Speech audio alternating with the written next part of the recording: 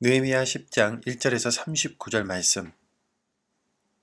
그 임봉한 자는 하가랴의 아들 총독 느헤미야와 시드기야, 스라야, 아사랴, 예레미야, 바스훌, 아마랴, 말기야, 핫두스, 스바냐, 말룩, 하림, 무레못, 오바댜, 다니엘, 긴느돈, 바룩, 무술람, 아비야, 미야민, 마아시야, 빌게, 스마야이니. 이는 제사장들이요. 또 레위 사람 곧 아사냐의 아들 예수와 헤나닷의 자손 중 빈누이, 감미엘과 그의 형제 스바냐, 호디야, 그리다, 블라야, 하난, 미가, 루홉, 하샤베아, 삭굴, 세레비아, 스바냐, 호디야, 바니, 브니누요.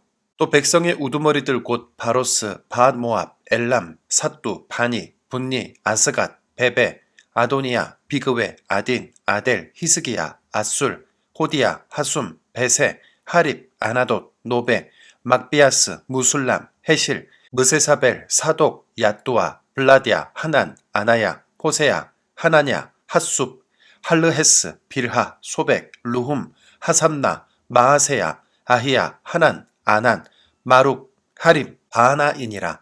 그 남은 백성과 제사장들과 레위 사람들과 문지기들과 노래하는 자들과 느드님 사람들과 및 이방 사람과 절교하고 하나님의 율법을 준행하는 모든 자와 그들의 아내와 그들의 자녀들 곧 지식과 총명이 있는 자들은 다 그들의 형제 귀족들을 따라 저주로 맹세하기를 우리가 하나님의 종 모세를 통하여 주신 하나님의 율법을 따라 우리 주 여호와의 모든 계명과 규례와 율례를 지켜 행하여 우리의 딸들을 이 땅 백성에게 주지 아니하고 우리의 아들들을 위하여 그들의 딸들을 데려오지 아니하며 혹시 이 땅 백성의 안식일에 물품이나 온갖 곡물을 가져다가 팔려고 할지라도 우리가 안식일이나 성일에는 그들에게서 사지 않겠고 일곱째 해마다 땅을 쉬게 하고 모든 빚을 탕감하리라 하였고 우리가 또 스스로 규례를 정하기를 해마다 각기 세겔의 3분의 1을 수납하여 하나님의 전을 위하여 쓰게 하되 곧 진설병과 항상 드리는 소제와 항상 드리는 번제와 안식일과 초하루와 정한 절기에 쓸 것과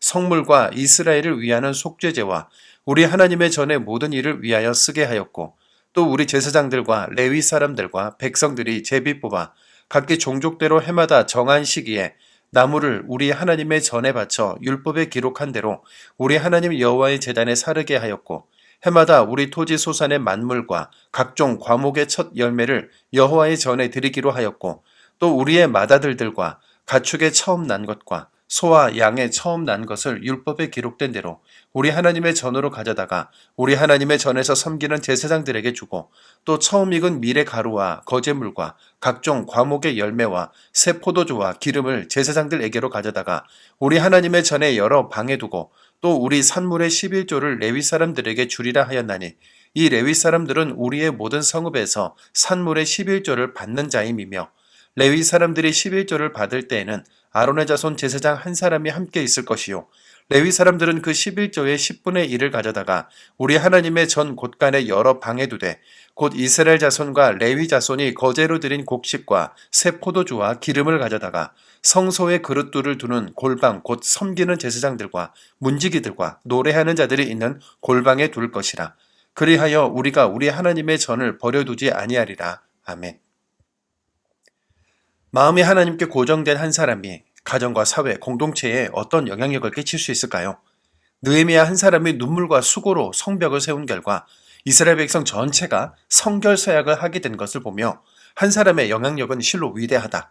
나 한 사람이 변하면 세상도 변하게 된다는 걸 깨닫게 됩니다.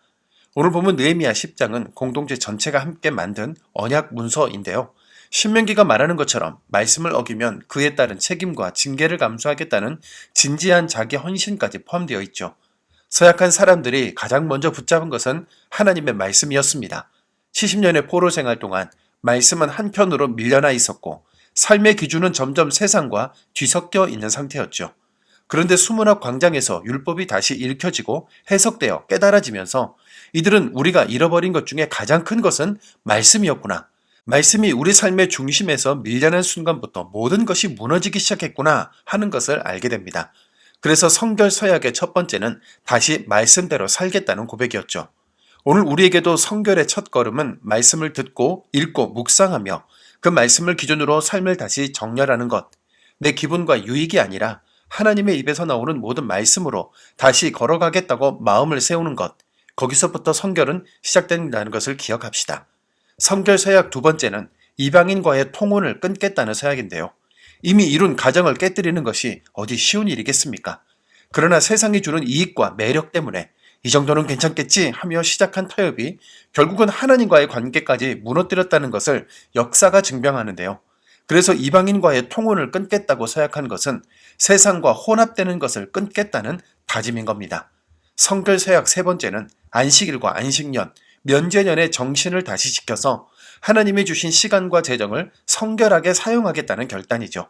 계속 벌고 계속 늘려가며 계속 욕망하려는 우리에게 감사를 생각나게 하고 참 주인이 누구인지 기억나게 하는 안식일. 빚을 면제하라. 더 이상 돈으로 내 형제들을 올가매지 말라는 안식년과 면제년 제도를 통해 우리 모두는 진정한 성전으로 세워지는 겁니다. 우리가 우리 하나님의 전을 버려두지 아니하리라.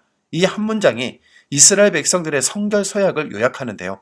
신약 시대를 사는 우리, 그리고 대림절을 시작한 우리는 건물로서의 성전만이 아니라 우리가 하나님의 성전이라는 것, 다시 오실 주님을 기다리고 있다는 것을 기억합시다. 대림절이 시작되는 오늘, 우리도 조용히 서서 마음속으로 내 이름을 본문의 성결 서약 아래 적어보면 어떨까요? 느헤미야 시대에 이름 하나 올린 결심이 그들의 역사를 바꾼 것처럼 오늘 우리의 작은 서약도 우리 가정과 교회, 이 시대를 향한 하나님의 놀라운 역사를 시작하는 기념비적인 한 줄이 될 수 있을 것입니다. 하나님 아버지, 성전을 버려둔 것이 이스라엘의 슬픔의 시작이었다는 것을 보게 하셔서 감사합니다. 우리도 말씀을 뒤로 미루고 내 안에 성전을 방치한 채 살아온 시간을 주님 앞에 고백합니다. 말씀 앞에서 깨어진 마음으로 다시 서약하게 해주십시오. 세상과 타협하는 길을 끊고 안식과 나눔의 길을 선택하게 하시고 주님의 집과 주님의 일을 함께 책임지는 성도가 되게 하여 주옵소서. 우리가 우리 하나님의 전을 버려두지 아니하리라고 고백했던 백성들처럼 오늘 우리도 마음 깊은 곳에서 그렇게 결단할 수 있도록 도와주시고 그 결단 위에 성령의 도우심을 더하여 주옵소서. 예수님의 이름으로 기도드립니다. 아멘.